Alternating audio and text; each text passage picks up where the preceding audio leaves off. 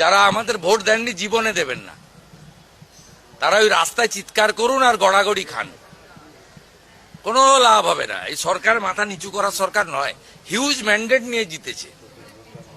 সব যোগ বিয়োগ 5 বছর পরে হবে। কেন এত অরিড হতে যাবে না? এত চঞ্চল হয় নাকি কেউ? 208টা এমএলএ জিতেছে, একটা আমি ছেড়েছি বলে 207।